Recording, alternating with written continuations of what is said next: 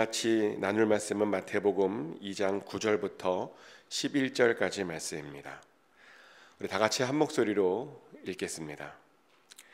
박사들이 왕의 말을 듣고 갈새 동방에서 보던 그 별이 문득 앞서 인도하여 가다가 악이 있는 곳 위에 머물러 서 있는지라. 그들이 별을 보고 매우 크게 기뻐하더라. 집에 들어가 아기와 그의 어머니 마리아가 함께 있는 것을 보고 엎드려 아기께 경배하고 보배압을 열어 황금과 유향과 모략을 예물로 드리니라. 아멘. 하나님께 주시는 크리스마스의 은혜가 모든 분들과 함께 하시기를 예수 그리스도 이름으로 축복합니다. 오늘은 크리스마스입니다. 우리 좌우 앞뒤 분들과 인사 나눌까요? 메리 크리스마스라고 인사 나누겠습니다. 메리 크리스마스. 축복하는 것은 예수님의 탄생이 여러분들에게 큰 소망이 되고 희망이 되고 기쁨이 되시기를 축복합니다. 저는 미국에 살면서 다 좋은데 딱 한 가지가 늘 아쉬웠습니다. 뭐가 아쉬웠냐면 미국에 와서 여러 교회를 섬겼는데 크리스마스에 크리스마스 예배를 드리는 교회들이 의외로 많이 없었다라고 하는 겁니다. 정말 많은 교회들이 정작 크리스마스에 크리스마스 예배를 드리지 않고 있었습니다. 그 전주에 그냥 좀 일찍 성탄 예배라고 드리든지 아니면 크리스마스 전날에 어떤 발표회와 행사 같은 것을 하고 정작 크리스마스에는 아무것도 하지 않는 그런 모습들을 많이 보았습니다. 정작 아기 예수의 탄생을 기념하며 축하해야 하는 오늘 집에서는 오히려 산타 할아버지를 기다리고 있는 그런 가정들이 많았습니다. 정말 말도 안 되는 그런 이야기죠. 근데 크리스마스는 산타 할아버지를 기다리는 날이 아닙니다. 크리스마스는 우리 죄를 위하여 또 우리와 함께 하기 위하여 이 땅에 오신 낮고 천한 자리로 오신 그 아기 예수를 기념하는 날입니다. 그래서 그날은 반드시 예배로 고백되어져야 하는 날입니다. 축복하는 것은 오늘 아기 예수의 탄생을 예배로 고백하시며 예배로 기뻐하시기를 축복합니다. 예수님의 탄생은 메시아를 기다렸던 모든 사람들에게는 정말 큰 기쁨이었습니다. 요즘도 사는 것이 어렵지만 2000년 전에는 요즘보다 더 살기가 많이 어려웠습니다. 이스라엘 사람들은 아주 오랜 동안 다른 나라의 지배를 받으며 살았습니다. 때문에 사람들 사이에는 많은 힘듦이 있었고 그 힘듦이 그들을 분열시켰습니다. 반드시 독립해야 한다라고 하는 사람들도 있었고 이제 그만 이방의 지배를 받아들이고 그들과 동화되어서 살아야 된다라는 사람들도 있었습니다. 심지어 지도자들 사이에도 그런 갈라짐, 분열들이 있었습니다. 그러다 보니 일반 서민들의 삶은 더 어려웠습니다. 게다가 로마로부터의 세금은 점점 더 늘고 있었습니다. 때문에 열심히 살았는데 삶의 형편이 더 나아지지 않았습니다. 열심히 일했음에도 불구하고 삶이 점점 더 어려워졌습니다. 그래서 많은 이들이 성경에 나와 있는 그 메시아를 기다렸습니다. 그런데 그 메시아를 유대인들만 기다렸던 것은 아니고요. 그 당시에 동방의 박사들도 메시아를 기다렸던 것 같습니다. 동방의 박사들이 누구냐? 학자들에 따르면 그들은 바벨론의 어떤 학자들이라고 말합니다. 근데 어떻게 그 바벨론의 학자들이 메시아를 기다릴 수 있었던가? 남유대가 멸망하고 남유대의 신실한 사람들이 바벨론으로 많이 끌려갔었죠. 그리고 그렇게 끌려간 사람들 중에는 끌려간 거기에서 여호와 하나님이 어떤 분이신지를 직접 보여주며 살았던 수없이 많은 신실한 사람들이 있었습니다. 그러다 보니 그들의 삶을 가까이에서 본 이방인들 중에는 여호와 하나님을 그들의 삶 때문에, 유대인의 삶 때문에 알게 된 이방인들도 제법 많았습니다. 그러며 그들은 앞으로 메시아가 나타날 것이라고 하는 것도 알게 되었습니다. 가만히 들어보니까 메시아가 나타나면 세상이 바뀔 것이랍니다. 메시아가 나타나면 온 세상이 정의와 공의들로 바뀌어질 것이랍니다. 더 이상 억울한 일 같은 것들은 생기지 않을 것이랍니다. 더 이상 가난한 자들도 생기지 않을 것이랍니다. 슬픔도 어려움도 죽음도 생기지 않을 것이랍니다. 그 소식을 들은 사람들은 그것 때문에 열광했습니다. 그러다 보니 정말 간절히 메시아를 기다렸습니다. 그런데 보니까 정말 메시아의 별이 나타난 겁니다. 하나님께서 그들이 그렇게 기다렸던 그 메시아의 별을 보내주신 겁니다. 그래서 그들은 그 별을 보고 그 별을 따라서 서쪽으로 여행했죠. 그러다 마침내 그 메시아의 별이 머물러 있는 베들레헴에서 아기 예수님을 만날 수 있었습니다. 그들은 정말 기뻐했습니다. 그들이 얼마나 기뻐했는지 오늘 우리가 읽었던 본문에 보면 그들이 매우 기뻐하고 기뻐하였다라고 말할 정도입니다. 그도 그럴 것이 그들은 그 메시아를 만나기 위해서 몇 년을 여행했었기 때문입니다. 오직 메시아 한 분만을 만나기 위해서 꽤 오랫동안 그분만을 바라보고 여행했었기 때문입니다. 그러다 본데 그렇게 만나다 보니 얼마나 기뻐했겠습니까? 근데 그들은 그렇게 마음으로만 기뻐하고 끝내지 않았고요. 그들은 그 아기 예수를 만나서 경배했다라고 말합니다. 그리고 그 아기 예수님께 그들이 정성껏 준비한 오랫동안 가지고 왔던 그 예물을 드렸다라고 말합니다. 근데 우리는 이 부분에서 아주 놀라게 되는데, 왜냐하면 그들의 그런 행동들은요, 그냥 습관적으로 한 것이 아니라 진짜 메시아의 정체를 알고 있었던 자들이 보여줄 수 있는 그런 행동이었기 때문입니다. 그들이 경배했답니다. 근데 경배는요, 우리가 사람에게 하는 건 아니죠. 경배란 오직 하나님에게만 드리는 행동입니다. 그런데 그런 동방 박사들이 아기 예수님을 보자마자 경배했답니다. 즉 그들은요, 아기 예수가 하나님의 아들이다라고 하는 사실을 이미 알고 있었던 겁니다. 또 그뿐만이 아니라 그들은 예수님께 황금과 유향과 모략을 예물로 드렸다라고 말합니다. 그것이 대단한 거냐고요? 네, 사실은 이것이요 정말 대단한 것입니다. 왜냐하면 그 속에는 아주 중요한 의미들이 담겨 있었기 때문이죠. 사실 예물들에는 항상 우리가 어떤 의미들을 담잖아요. 우리가 항상 그냥 드리는 것이 아닙니다. 혹시 이 중 가운데 그냥 습관적으로 예물을 주일마다 드리는 분 계십니까? 대부분 안 그러실 겁니다. 우리는 예물을 드릴 때마다 어떤 목적과 마음을 담습니다. 우리의 중심을 담고 우리의 삶을 담고 우리의 생명을 담습니다. 어떤 의미를 담고 어떤 분은 그 예물을 드리면서 그 안에 기도 제목도 담는 분들을 저는 보았습니다. 그런데요, 지금 동방 박사들이 그랬다는 겁니다. 아무 생각 없이 아무 것이나 준비한 것이 아닙니다.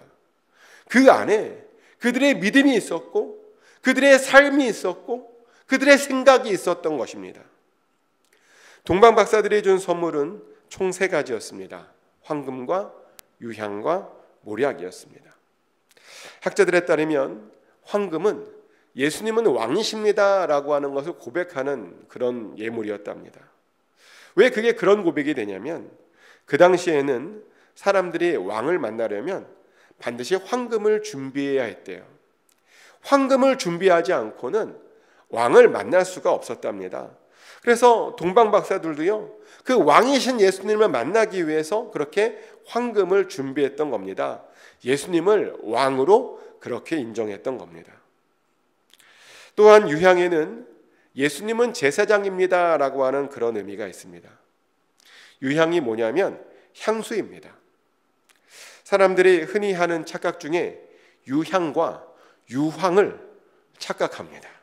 근데 유향과 유황은 완전히 다른 겁니다. 그런데 동방 박사들이가 드린 것은 유향이었죠. 제사장들이 향기를 만들 때 쓰는 유향을 예수님에게 선물로 드린 겁니다. 그리고 그러다 보니 그 유향은 바로 제사장을 떠올리게 했습니다. 왜냐하면 제사장들에게는 항상 이 향 냄새가 났거든요. 오늘날에도 동방정교회 같은 데를 가보면 그들은 어떤 연기 나는 그릇을 흔들며 예배를 드리죠. 그러다 보니 그 연기는 사제들의 몸에 항상 향 냄새를 내게 만들었습니다. 그래서요, 유향은 바로 제사장과 관련이 있다는 겁니다. 그들은 그렇게 앞으로 예수님께서 영원한 제사장이 되실 텐데 그 유향을 드림으로 그렇게 신앙 고백을 했던 것입니다. 또한 모략에는 예수님은 기름 부으심 받을 자라고 하는 의미도 있고요. 또한 예수님께서 우리를 위해서 죽으실 것이다 라고 하는 그런 의미도 들어 있습니다. 모략은 뭐냐면 나무에서 나오는 진으로 아주 값진 기름의 일종입니다. 이 모략을 다른 이름으로 관유라고 부릅니다. 근데 이 모략을 보통 어디에 썼냐면 왕이나 제사장이나 혹은 선지자를 세울 때 그 머리에 기름을 부으잖아요. 근데 그 기름 부을 때 쓴 그 기름이 바로 이 관유 몰약입니다. 그래서 우리가 기름 부음 받다 할 때 그 기름도 바로 이 모략입니다. 근데 이 모략은 그렇게 기름 부어 줄 때도 썼지만 죽은 사람의 몸에 기름을 부어 줄 때도 사용했었습니다. 그래서 이 모략은 기름 부음을 상징하기도 하고 예수님의 죽음을 상징하기도 합니다. 근데 예수님께서 정말 기름 부음 받으셨습니다. 예수님께서는 이 땅에 우리의 진정한 왕으로 오셨습니다. 아멘. 그리고 우리의 영원한 제사장으로 오셨습니다. 그리고 또한 우리의 영원한 선지자로 오셨습니다. 그리고 그렇게 오셔서 당신 스스로 영원한 제물이 되어 주셨습니다. 그렇게 우리의 죄를 위해서 죽으셨습니다. 그 덕분에 우리가 이렇게 죄의 사함을 받아 평화롭게 평안 가운데 살 수 있게 된 겁니다. 그리고 그 덕분에 하나님을 이렇게 섬기며 하나님께 감히 나와 예배드릴 수 있게 된 겁니다. 그것이 예수님께서 오신 이유입니다. 그런데요, 이 모든 의미들을 그 동방 박사들은 다 알고 있었던 겁니다. 그래서 그런 선물을 드림으로 예수님에 대한 그들의 신앙을 그렇게 고백했던 것이죠. 그래서 예수님을 알다 보니, 제대로 알다 보니 그렇게 섬길 수 있었던 겁니다. 맞습니다. 예수님에 대해서요, 제대로 알고 있어야 제대로 섬길 수 있습니다. 예수님이 누구신지 잘 모르면 우리는 예수님을 제대로 섬길 수 없습니다. 예수님께 합당한 경배를 올려드릴 수가 없습니다. 그런 의미에서 여러분들은 예수님에 대해서 얼마나 많이 알고 계십니까? 오늘이 크리스마스인데 오늘 주인공이신 예수님에 대해서 얼마나 많이 알고 계십니까? 반드시 많이 아셔야 됩니다. 예수님에 대해서 모르면 참 정말 말도 안 되는 짓을 우리가 하게 됩니다. 하지 말아야 할 엉뚱한 짓을 하게 됩니다. 엉뚱한 것을 기다리고 엉뚱한 것을 행동하고 엉뚱한 것을 드리며 마치 예수님을 이방식 섬기듯 섬기려고 합니다. 우리가 예수님을 모르게 되면 그런 일이 일어난다는 겁니다. 그런데요, 그러면 안 됩니다. 우리는 예수님을 잘 알고 제대로 된 방법으로 예수님을 섬겨야 됩니다. 그러면 우리가 예수님을 잘 알려면 어떻게 해야 할까요? 예수님을 잘 알려면 예수님을 알고 싶다라고 갈망해야 됩니다. 그리고 예수님과의 만남을 사모해야 됩니다. 그리고 자주 실제로 만나야 됩니다. 확실히요, 자주 만나는 것보다 그 사람에 대해서 우리가 많이 알게 되는 것은 없습니다. 우리가 그래서 연애할 때도 자주 만나려고 하죠. 연애할 때 나는 당신 알 필요 없으니까 그만 만나도 되겠습니까? 뭐 그런 말 하지 않죠. 자주 만나야 서로 알게 되는 겁니다. 예수님을 잘 알려면요, 예수님을 그렇게 갈망하고 자주 만나셔야 됩니다. 예배를 통해서 만나야 되고 기도를 통해서 자주 만나야 됩니다. 성경을 통해서도 자주 만나야 한다는 겁니다. 근데 그 중에 사실 우리가 예수님을 정말 잘 알 수 있는 방법은 뭐냐면 역시 예배이고요. 그리고 성경을 읽는 겁니다. 사실 그래서 우리가 이렇게 예배를 드리는 겁니다. 아침 일찍부터 우리가 왜 예배 드리는가? 예수님을 조금 더 알려고, 예수님 만나려고 예배 드리는 겁니다. 그리고 우리가 그렇게 매일매일 성경을 보는 거죠. 성경을 보는 것은 정말 큰 도움이 됩니다. 성경을 읽어보신 분들은 아시겠지만 성경에는 처음부터 끝까지 예수님 이야기밖에 없습니다. 창세기부터 말라기까지는 정말 예언자들이 말한 예수님의 수많은 이야기들이 나오고, 복음서에는 직접 예수님께서 살아가시는 그런 이야기들이 굉장히 많이 나옵니다. 그러다 보니 저는 개인적으로 복음서를 읽는 것을 굉장히 좋아합니다. 복음서를 읽다 보면 예수님의 말투와 행동들과 그 숨결들이 느껴집니다. 그리고 그것을 통해서 예수님의 고민들과 그 고뇌들과 갈등들과 그런 감정들이 느껴집니다. 그러면서 그 예수님의 마음도 우리가 잘 알게 되죠. 그리고 그렇게 예수님의 마음이 잘 알게 되면 우리가 예수님을 더 잘 이해하게 됩니다. 예수님을 더 잘 알게 됩니다. 이렇게요, 우리가 성경만 제대로 읽어도, 그리고 예배만 제대로 드려도 우리는 예수님을 만나게 되고 예수님을 더욱더 많이 알게 됩니다. 그런데요, 동방박사들도 사실 그랬습니다. 동방박사들이 메시아에 대해서 어떻게 알았다고요? 단순히 그들이 주변의 유대인들이 그렇게 기다리는 것만 보고 안 것은 아닙니다. 그들도요, 사실은 성경을 읽었습니다. 그리고 그 속에서 예언된 메시아를 만났고 알게 되었습니다. 그러면 그가 와서 어떤 일을 하게 될 것인가, 그것도 그들이 깨달은 겁니다. 그리고 그렇게 깨닫고 알게 되었더니 그 메시아가 기다려진 겁니다. 그래서 기다리다 못해 별을 보고 따라왔던 겁니다. 이렇게요, 이방인들도 예배와 성경을 통해서 예수님을 알았습니다. 그 당시에는 그것이 정말 쉽지 않았는데, 성경이 어디 있어요? 성경은 굉장히 귀중한 책인데 그런 귀중한 책을 통해서 그들이 예수님을 알게 되었다는 겁니다. 근데 요즘은 성경이 너무나 우리와 가까운데도 불구하고, 그래서 누구나 마음만 먹으면 성경을 읽을 수 있음에도 불구하고 성경을 잘 읽지 않습니다. 성경을 읽는다고 핍박받지도 않는 요즘 시대임에도 불구하고 성경을 별로 읽지 않습니다. 안타까운 이야기죠. 확실히 요즘 우리가 성경을 핍박이 아니라 성경 읽으라고 도와주는 때 아닙니까? 우리가 정말 성경 읽으라고 서로 권면하고 도와주는 때입니다. 저도요, 제 아내가 성경을 읽으면 절대로 안 건드려요. 저희 아내도 틈만 나면 핸드폰으로 성경을 읽는데, 보면 잠을 자기 전에도 읽고 차에 타서도 읽고 굉장히 많이 읽더라고요. 근데 그렇게 성경 읽으면요, 절대로 건드리지 않습니다. 뭘 시키거나 부탁도 하지 않고요, 그냥 제가 알아서 다 해먹습니다. 성경만 읽으면.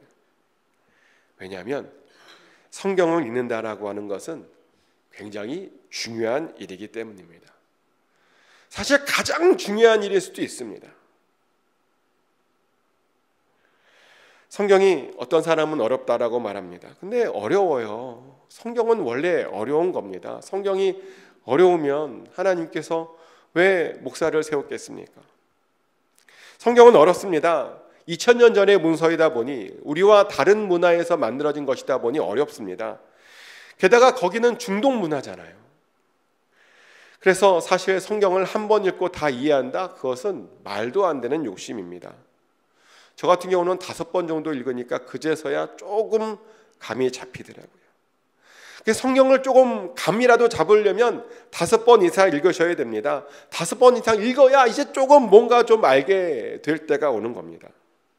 그리고 더 많이 읽으면 읽을수록 그 다음 감이 잡히겠죠. 흐름이 잡힐 겁니다. 정말 성경을 읽잖아요. 읽으면 읽을수록 전에 보지 못했던 것들이 보입니다. 이런 단어들이 성경에 있었나? 깜짝깜짝 놀랄 때가 많습니다. 근데 더 중요한 건 뭐냐면요, 성경을 읽잖아요. 그러면 그때부터는 더 많이 읽으면 읽을수록 예수님의 행동들이, 그 의도들이, 그 생각들이, 그 감정들이 구체적으로 느껴진다는 겁니다. 한두 번 읽었을 때는 전혀 보이지 않았던 것들이 자주 읽을수록, 많이 읽을수록 그 예수님의 고민들이, 그 슬픔들이, 그 아픔들이 계획과 뜻이 느껴진다는 겁니다. 확실히 그렇습니다. 그래서 우리는 예수님을 더 많이 알기 위해서라도 성경을 많이 읽어야 됩니다. 그리고 예수님을 더 많이 알기 위해서라도 예배를 자주 더 많이 드리셔야 됩니다. 예배는 주일날 한 번만 드리는 것이 아닙니다. 예배는 매일매일 삶으로 드리는 겁니다. 하나님께서 우리를 그런 예배자로 불러주신 겁니다. 그렇게 우리가 예배와 성경을 통해서 예수님을 알아야 됩니다. 우리가 알아야 그 예수님의 이름에 합당한 예배와 경배를 올려드릴 수 있습니다. 알아야 우리가 예수님을 진정한 우리의 왕으로 모셔드릴 수 있습니다. 알아야 우리가 예수님을 참된 영원한 제사장으로 우리가 섬겨드릴 수 있습니다. 또 알아야 우리를 향한 그 예수님의 사랑과 죽음의 의미를 우리가 제대로 고백할 수 있습니다. 그러니 예배와 성경을 통해서 예수님을 정말 많이 아시기를 축복합니다. 정말 축복하는 것은 이번 크리스마스 예수님을 묵상하시고 그래서 더 잘 아심으로 우리의 왕이시며 제사장이며 우리를 위해 죽으신 그 예수 그리스도를 다시 한번 새롭게 만나게 되시기를 예수 그리스도 이름으로 축복합니다. 그래서 하나님께는 영광이 되고 우리들에게는 평화가 있는 그런 복된 성찬절을 보내시기를 예수 그리스도 이름으로 축복합니다. 기도합니다. 2000년 전에 우리를 위해 이곳에 아기의 몸으로 오신 예수 그리스도를 찬양합니다. 우리도 동방 박사들처럼 예수님이 누구신지 제대로 알게 하여 주시옵소서. 그래서 예수님께 합당한 영광을 돌리게 하여 주시옵소서. 이 시대에도 다시 오실 그리스도를 여전히 기다리는 그런 사람들이 굉장히 많습니다. 마라나타 아멘 주 예수여 속히 다시 오시옵소서. 그래서 우리를 영원한 삶으로 인도하여 주시옵소서. 곧 다시 오실 주님을 기다리며 우리를 사랑하시는 예수 그리스도 이름으로 간절히 기도드렸습니다. 아멘.